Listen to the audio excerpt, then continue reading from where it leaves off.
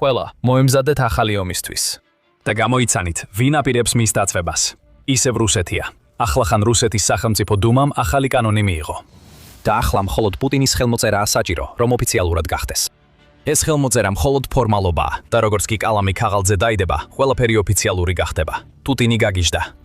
და ახლა ის საფუძველს ქმნის ომისთვის, რომელიც ბევრად უფრო შორს გასცდება უკრაინას და შეიძლება ევროპასაც მოიცვას. 13 მაისს რუსეთის სახელმწიფო დუმაში ახალი კანონპროექტის კენჭისხრა გაიმართა. ეს მნიშვნელოვანი იყო. მიუხედავად იმისა, რომ კანონპროექტი აუცილებლად სავსე იქნებოდა თითქმის გაუგებარი იურიდიული ტერმინებით, მისი არსი ძალიან მარტივია. ის აძლევს პუტინს უფლებას, ნებისმიერ დროს, როცა საჭიროდ ჩათვლის, უცხო ქვეყანაში შეჭრის ბრძანება გასცეს. რა თქმა უნდა, კანონპროექტში ეს ასე პირდაპირ არ წერია. შეჭრის ბრძანება შეიძლება გაიცეს მხოლოდ იმ შემთხვევაში, თუ რუსეთი მიიჩნევს, რომ საჭიროა ქვეყნის მოქალაქეების დაცვა სხვა ქვეყანაში არსებული ნებისმიერი საფრთხისგან. მაგრამ ეს სინამდვილეში მხოლოდ ბურუსია. ეს ეგრეთ წოდებული დაცვა ვრცელდება ნებისმიერ რუს მოქალაქეზე, რომელსაც იძიებენ, აკავებენ, ასამართლებენ, ან როგორც პოლიტიკო ამბობს, უცხო ქვეყნების, საერთაშორისო სასამართლოების და ორგანიზაციების მიერ, რომელთა წევრიც რუსეთი არ არის, ნებისმიერი ფორმით ავიწროებენ.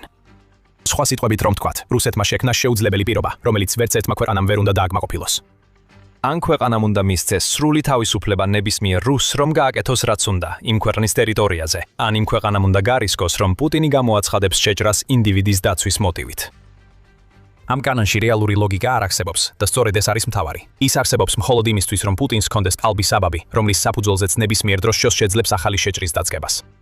კანონპროექტი უკვე მიღებულია და ახლა ელოდება პუტინის ხელმოწერას, სანამ ოფიციალურად გახდება რუსეთის კანონი. ჩვენაც კი გვჭირდება ვიკამათოთ, მისცემს თუ არა პუტინი საკუთარ თავისუფლებას, ნებისმიერ ქვეყანაზე იერიში მიიტანოს, რომელიც გააბრაზებს მას. ეს კანონპროექტი კრემლის სიღრმეებიდან მოვიდოდა. ყველა, ვინც მის შექმნაში მონაწილეობდა, პუტინისა და მისი გარემოცვის გავლენის ქვეშ იქნებოდა. მოდი პირდაპირ ვთქვათ ეს. პუტინი არის ადამიანი, ვინც თავიდანვე პასუხისმგებელია ამ კანონპროექტის არსებობაზე და აბსოლუტურად არ არსებობს შანსი, რომ ის მის ხელმოწერაზე უარს იტყვის. რა თქმა უნდა, ხელს მოაწეს. ეს კანონპროექტი მას ყველაფერს აძლევს, რაც სჭირდება, რომ თავისი სიგიჟე მხოლოდ უკრაინაზე კი არა, სხვებზეც გაავრცელოს. სინამდვილეში პუტინმა უკვე დაიწყო იმის მინიშნება, თუ სად აპირებს შემდეგ რუსეთის ყურაპრების გადატანას. სწორედ იქ გახდება ყველაფერი მართლაც სერიოზული და მალე კიდევ უფრო მეც გაგიმხელთ. მაგრამ ჯერ ვიაჩესლავ ვოლოდინმა, რომელიც რუსეთის სახელმწიფო დუმის თავმჯდომარეა, საკმაოდ კარგად მიგვანიშნა იმ ნარატივზე, რომელსაც რუსეთი ახლა შექმნის, როცა პუტინს ახლა კანონპროექტი ხელმოსაწერად მზადობს. დასავლური მართლმსაჯულება რეპრესიულ მანქანად იქცა, რომელიც ამკაცრებს ზეწოლას იმათზე, ვინც არ ეთანხმება ევროპელი ოფიციალური პირების მიერ თავსმოხვეულ გადაწყვეტილებებს. ამ პირობებში მნიშვნელოვანია გავაკეთოთ ყველაფერი, რათა უზრუნველყოთ ჩვენი მოქალაქეების დაცვა საზღვარგარეთ. განაცხადა ვოლოდინმა მას შემდეგ, რაც კანონპროექტი სახელმწიფო დუმამ მიიღო. ასე რომ ყველაფერი ნათელია. საუბარი არ ეხება მხოლოდ იმ ქვეყნების დასჯას, რომლებიც საფრთხეს უქმნიან რუსეთის მოქალაქეებს. ეს კანონპროექტი მიზნად ისახავს დაატენოს დასავლეთი და მისი თითქოს და არალეგიტიმური სამართლებრივი სტრუქტურები თავიანთ ადგილზე. ან სხვანაირად რომ ვთქვათ, ვაუ, შეწყვიტეთ რუსების პასუხისგებაში მიცემა ჩვენი დანაშაულებისთვის, ომში თუ სხვა რამეში. და წინვა გვერდზე გადავდოთ. აი რას ნიშნავს ეს კანონპროექტი იმ სამი სუბიექტისთვის, რომლებზეც ყველაზე მეტად იმოქმედებს. პირველ რიგში არის უკრაინა. ვერავინ უარყოფს, რომ ამ კანონპროექტთან დაკავშირებით გამოყენებულ ენასა და იმ საბაბს შორის, რომელიც პუტინმა უკრაინაში შეჭრისთვის შექმნა, ბევრი პარალელი ჩანს. როგორც ევრონიუსი აღნიშნავს, პუტინმა უკრაინაში სრულმასშტაბიანი შეჭრის ერთ-ერთ მიზეზად გამოიყენა ტალბი მტკიცება, თითქოს საჭიროა რუსეთის მოქალაქეების და რუსულენოვანი მოსახლეობის დაცვა, როდესაც 2022 წლის თებერვალში დაიწყო ომი. მაგრამ მაშინ პუტინს არ ჰქონდა მექანიზმები, რომ იმ შეჭრას ომი ეწოდებინა.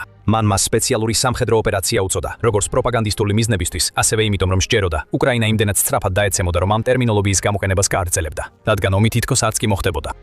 უკრაინაში მოვლენები პუტინის გეგმების მიხედვით არ წარიმართა, მაგრამ ახლა სახელმწიფო დუმამ მიიღო კანონი, რომელიც საშუალებას აძლევს მას თავისი შეჭრა ლეგიტიმურად გამოაცხადოს, სულ მცირე რუსეთის შიგნით. ეს უკრაინისთვის საშიშია. თუ პუტინი გადაწყვეტს თავისი შეჭრა სპეციალური სამხედრო ოპერაციის ნაცვლად ომად გამოაცხადოს, ეს რუსული არმიის მობილიზაციის შობილიზლობას ქმნის. უკრაინის პრეზიდენტი ვოლოდიმირ ზელენსკი მიიჩნევს, რომ ასე შეიძლება იყოს. უკვე აპრილში მან აღნიშნა, რომ რუსეთი ქმნიდა კანონებს, რომლებიც პუტინს საშუალებას აძლევდა დაეწესებინა კონტროლი მესიჯინგ აპებზე, როგორიცაა ტელეგრამი და ინტერნეტზე ფართო შეზღუდვები, რაც შესაძლოა მობილიზაციის წინაპირობა ყოფილიყო. ეხლა კიდევ ერთი წინაპირობაა და ეს ყველაფერი არ არის, რაზეც უკრაინას უნდა ედარდოს. როდესაც რუსეთი იღებს კანონებს, რომლებიც პუტინს საშუალებას აძლევს თავისი შეჭრები კი კანონიერად გამოაცხადოს, ბელარუსი მზადდება როგორც მარიონეტი ახალი შეჭრისთვის. ქვეყნის პრეზიდენტმა ალექსანდრ ლუკაშენკომ უკვე განაცხადა, რომ მისი ქვეყანა აპირებს დანაყოფების შერჩევით მობილიზაციას, რადგან ომისთვის ემზადება. 18 მაისს რუსეთმა და ბელარუსმა ერთობლივი სამხედრო წვრთნები დაიწყეს, რომელიც მოიცავს ტაქტიკური ბირთვული იარაღის საბრძოლო განლაგებას და უგეგმავი გაშვების ადგილიდან, ილებიდან. და ვოლოდიმირ ზელენსკის თქმით, უკრაინის დადაზვერვის მონაცემებით ვლადიმირ პუტინი აქტიურად ცდილობს ბელარუსის ჩართვას რუსეთის ომში, ხოლო ქვეყანა ან უკრაინის ჩრდილოეთს, ან ნატოს წევრ სახელმწიფოს დაუმიზნებს. როგორც ჩანს, პუტინის სიგიჟე გადამდებია მის მარიონეტებს შორის. როდესაც რუსეთი მომავალ შემოჯრებისთვის საფუძვლებს ქმნის, ლუკაშენკო როგორც ერთგული ლაქია, უბრალოდ ელოდება თავის ბატონის ბრძანებას, რომ შეუერთდეს რუსეთს იმაში, რასაც რუსეთი შემდეგ გეგმავს. უკრაინისთვის ამ ახალი კანონმდებლობის საფრთხე ორმაგია, რადგან პუტინს შეუძლია გამოიყენოს იგი მობილიზაციის გასამართლებლად და სხვა ქვეყნების ომში ჩასათრევად. მაგრამ დასავლეთისთვის ამ ახალი კანონისგან მომდინარე საფრთხე კიდევ უფრო დიდია. ზელენსკი ამას კარგად იცის. სწორედ ამიტომ ახსენა მან ბელარუსის გავლით ნატოს რომელიმე ქვეყანაზე შესაძლო თავდასხმა. მაგრამ სანამ უფრო ღრმად განვიხილავთ, რას ნიშნავს ეს ყველაფერი დასავლეთისთვის, შეიძლება უკვე ხედავდეთ, როგორ ქმნის რუსეთი გეგმას, თუ როგორ გამოიყენებს ახალ კანონს სხვა ქვეყანაში, კერძოდ სომხეთში. ეხლა სომხეთი საინტერესო შემთხვევაა, როდესაც საქმე ქვეყნის ურთიერთობას რუსეთთან ეხება. წლების განმავლობაში რუსეთი იყენებდა სომხეთსა და აზერბაიჯანს შორის არსებულ დაძაბულობას, რათა სომხეთზე თავისი გავლენა გაეძლიერებინა.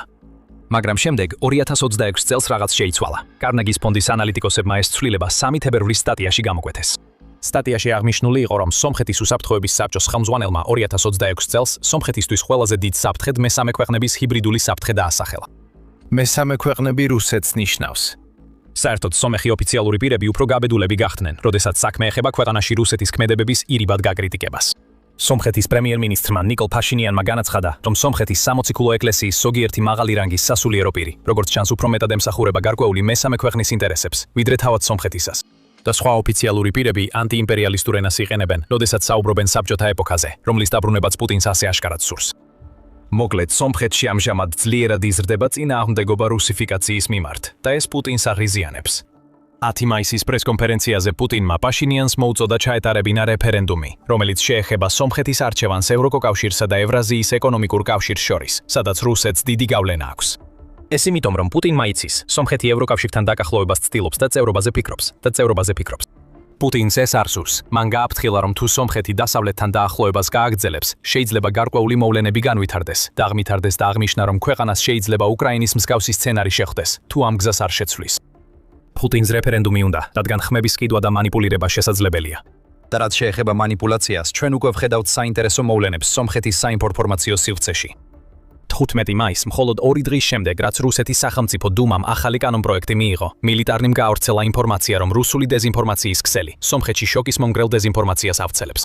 ეს კამპანია დაიწყო რამდენიმე თვით ადრე, ვიდრე ეს ანგარიში გამოქვეყნდებოდა და მისი არსი ისაა, რომ რუსეთის ქსელი ავრცელებს დამუშავებულ ფოტოებსა და ვიდეოებს, რომლებიც ავრცელებენ იდეას, თითქოს რუსეთთან ომი დაიწყება, თუ სომხეთი არ გააკეთებს იმას, რაც პუტინს უნდა. მაგალითად, ვიდეო, რომელიც მარტის დასაწყისში გავრცელდა, ცუად ამტკიცებდა, რომ ომის კვლევის ინსტიტუტს უთქვამს, რომ რუსეთთან კონფლიქტი გარდაუვალი იქნება, თუ ფაშინიანი მოიგებს მომავალ ივნისში დაგეგმილ არჩევნებში. სხვა ვიდეოები ამტკიცებდა, რომ ფაშინიანს საიდუმლო შეთანხმებები ჰქონდა საფრანგეთთან, მათ შორის ერთში, სადაც ფრანგი პრეზიდენტი ემანუელ მაკრონი თითქოს ფაშინიანს დააპირდა საფრანგეთის მხარდაჭერას, თუ საერთო ჯამში სულ მცირე, დაახლოებით 20 ასეთი ვიდეო იქნა იდენტიფიცირებული, როგორც რუსეთის კამპანიის ნაწილი, რომელიც როგორც ჩანს, ორი მიზნისთვისაა შექმნილი: მანიპულაციისა და დაშინებისთვის.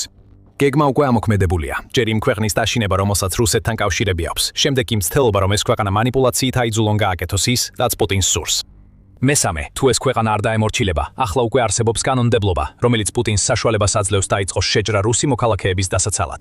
საინტერესოა, რომ სომხეთში ბევრი რუსი მოქალაქე აღმოჩნდა.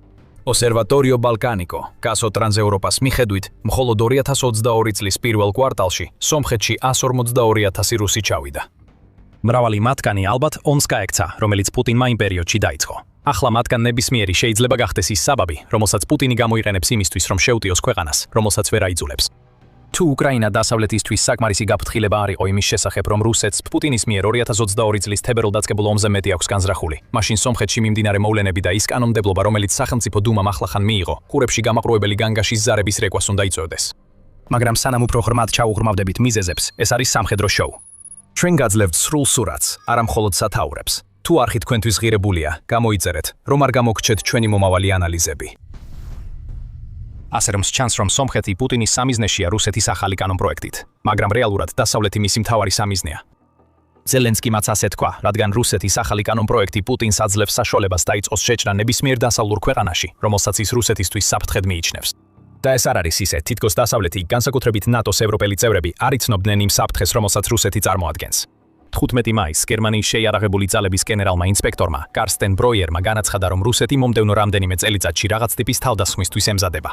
ბროიერმა განაცხადა, რომ სხვადასხვა მაჩვენებელი იარაღის, ცოცხალი ძალის ზრდა, ეკონომიკური და პოლიტიკური მოვლენები ერთ წერტილში 2029 წელს იღრის თავს. მას მხარი დაუჭირა გაერთიანებული სამეფოს თავდაცვის შტაბის უფროსმა, საჰაერო ძალების მთავარი მარშალი რიჩარდ ნაიტონმა. რუსეთი იბრძვის უკრაინაში, სწავლობს გამოცდილებიდან, ავითარებს ახალ ტექნოლოგიებს და პუტინმა დაამტკიცა თავისი მზადყოფნა შეუტიოს სუვერენულ სახელმწიფოებს. რაც უფრო უახლოვდები რუსეთის საზღვარს, მით უფრო მეტად გრძნობ ამას, თქვა ნაიტონმა ბროიერთან იმავე ინტერვიუში. როგორც თქვით, განგაშის ზარები, ისინი უნდა რეკავდნენ. არის სხვებიც, რომლებიც პუტინზე მიუთითებენ და აცხადებენ, რომ მას რაღაც ბოროტი აქვს ჩაფიქრებული. თებერვალში სწორედ შვედეთმა ატეხა განგაში. ქვეყნის სამხედრო დაზვერვისა და უსაფრთხოების სამსახურის წლიურმა ანგარიშმა გამოავლინა რამდენიმე ჰიბრიდული ომის ოპერაცია, მათ შორის დივერსია და კიბეროპერაციები, რომლებიც შვედეთისა და მისი დასავლელი მოკავშირეების წინააღმდეგ ჩატარდა, რის გამოც ანგარიში რუსეთი შვედეთისა და ნატოსთვის მთავარ სამხედრო საფრთხედ დასახელდა. ეს საფრთხე ახლა სრულიად ახალ დონეზე ავიდა, რადგან პუტინმა ფაქტობრივად საკუთარ თავს მისცა უფლება, ნებისმიერ სხვა ქვეყანაში შეიჭრას ყველაზე უმნიშვნელო საბაბითაც კი. Politicos ინფორმაციით, ევროკავშირის თავდაცვის ოფიციალური პირები მიიჩნევენ, რომ მომდევნო 2 წლის განმავლობაში კრემლი შეეცდება პროვოკაციები მოაწყოს და გამოცადოს დასავლეთის საერთო ერთგულების ზღვარი, ნატოს ალიანსის მიმართ და შესაბამისად, უკრაინის მიმართაც. ჩეხეთის მთავრობის ეროვნული უსაფრთხოების ყოფილი მრჩეველი თომაშ ფოიარი ვარაუდობს, რომ ასეთი ნებისმიერი გამოცდა ძირითადად ბალტიისპირეთის რეგიონზე ან შესაძლოა შავი ზღვის რეგიონზე იქნება კონცენტრირებული.